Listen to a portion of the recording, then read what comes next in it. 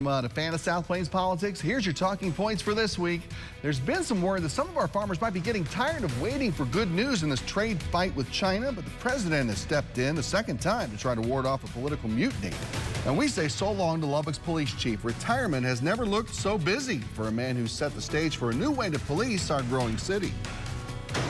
From the studios of KMAC Television in Lubbock, your local election headquarters.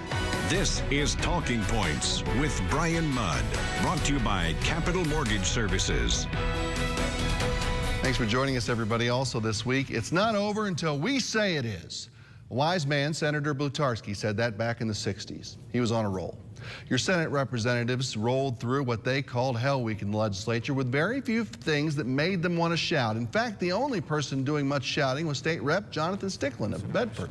The Republican contrarian used a technicality to kill a popular bill that would have helped medical providers connect children who need help with proper mental health services. But nothing's really ever dead while the session is alive, so lawmakers just added the bill as an amendment to Senate Bill 10, the big school safety bill, which passed the next day over Stickland's objection. It's the magic of politics, folks. With a few gentle backroom nudges and a little fear of what might happen in the next election cycle, anything's possible, including a blockbuster negotiation and deal that turned decades of Texas school funding and taxation laws on its ear.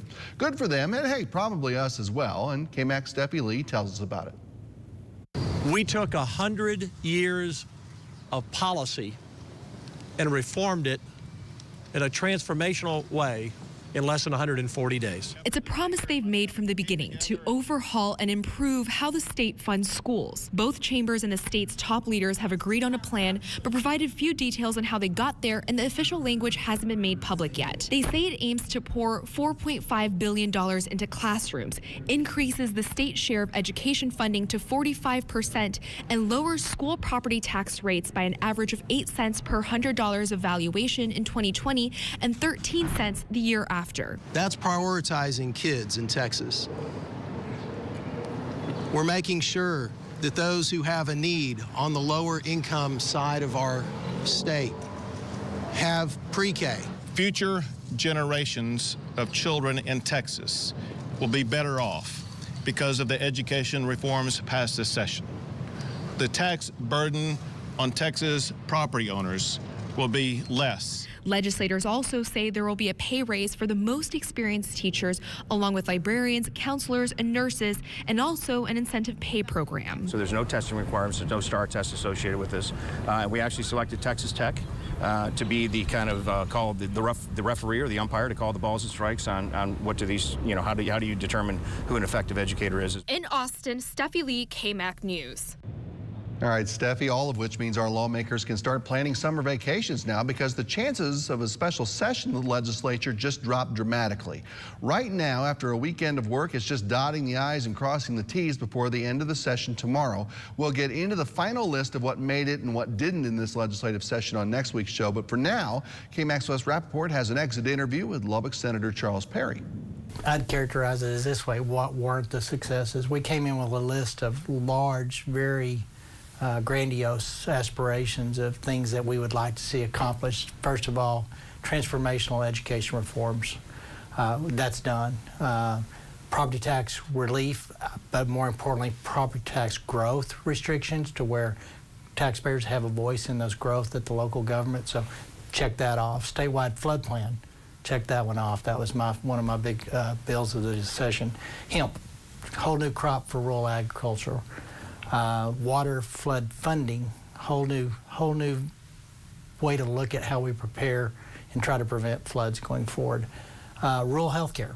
Everybody that lives in my area, and I have 38 of those rural clinics, literally closing doors for lack of funding and funding that didn't meet the needs. Check that one off. Another $100 million for rural health care funding by the time 170 gets through the system. That was one of my bills. MDCP kids, those medically fragile population that we had so much negative press, and some of it was deserved, but some of it was just a massive overhaul in a system that was the last population that we brought online that we needed to go in. It looks like today we're going to have the transformational MDCP kids reliefs that we've ever saw in the state of Texas. So, you know, I just looked down the list of things that we've got done and compared to what we hope to get done, and I don't know that there's hardly any left on that list that we could have done. It started with unity, but obviously during the politics of it, up and downs, and there were some touch and go moments, but literally, to the credit of our governor, lieutenant governor, and speaker, they held everybody together, which is a feat within itself, to stay on the big picture, not get down into the politics of things of the day, and remember where we're going. And we're going to finish this session with more money for teachers, directed at the teachers' classrooms, with a different way to test kids, you know, a little bit more what we hopefully will be more pragmatic and a little different way of doing it. And we're going to have voter voice. You know what? If you need more than 3.5 at a county or city level, or if you need 2.5, we're going to push that down from the state. Recapture.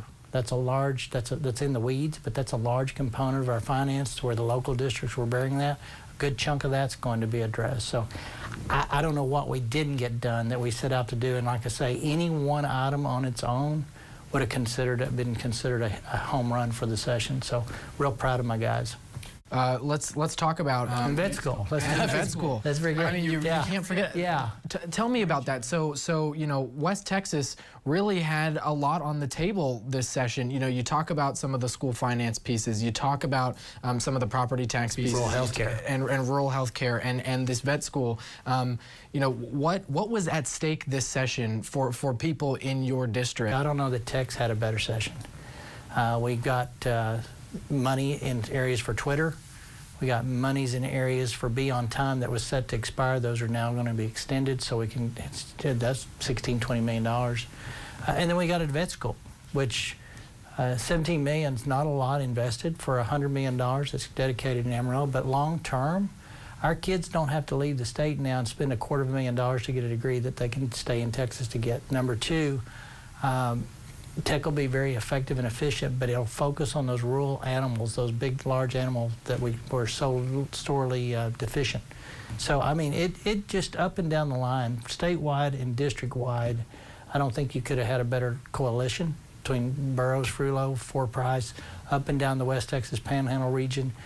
We stayed focused. There were some school initiatives. There's a lot of things under the radar that the general public will never know that just needed to get done in order for things to work better in our area. And true to form, we came through, and you know, we have the leadership positions that we have, and we didn't let them go to waste. You know, we finished up the job. What can you tell parents, teachers, students, administrators, taxpayers about this deal and you know what worked here and what still needs to be worked on once the session's over? So massive overhauls, massive funding, how we're going to fund our education, what our expectations and outcomes are. The classroom's going to look a little different in the sense that we're going to empower the teacher a little bit more, I think. I think that the way we go about testing our kids, we still have a STAR test, but we're looking at other options, number one. Number two, we're going to bring the STAR test back down to normal. I mean, right now it's an all-day event. We're going to break that up into classrooms so that a 45-minute test for one section and 40, so the kids don't have this angst for a whole day and the stress that comes where it becomes more of a test of endurance instead of subject matter. So those are just common sense tweaks. There's something called an ACE program that's going to benefit Lubbock for one of our troubled schools there. It's a wraparound service, and what does that mean? Well, truthfully, if we want to just stick our head in the sand and say today's family units, these kids got the environment they can come out of and be successful in school, it's just not true for a large majority of our kids. That program looks to the holistic approach of how do we make the environment that they have successful so that they can be good students and get that education that they need to be productive taxpayers down the road. So all of those things together, but it was a holistic approach in both funding, in conjunction with property tax, in conjunction with transformational education reform. What are we doing? What works and what's not working? And we're not done with Senator Perry. More in a moment. But first, this week's poll question: should Americans be able to vote for our vice president separately, not just one political ticket alongside the presidential nominee?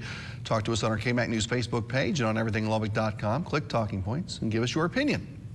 All right, coming up, a Plainview High School hero is honored in the U.S. House of Representatives, and we heard Senator Perry say there's a lot for lawmakers to be proud of in this legislative session. But what didn't happen in Austin that he wanted to see become law and policy in Texas? We'll ask him when we continue our conversation next on Talking Points.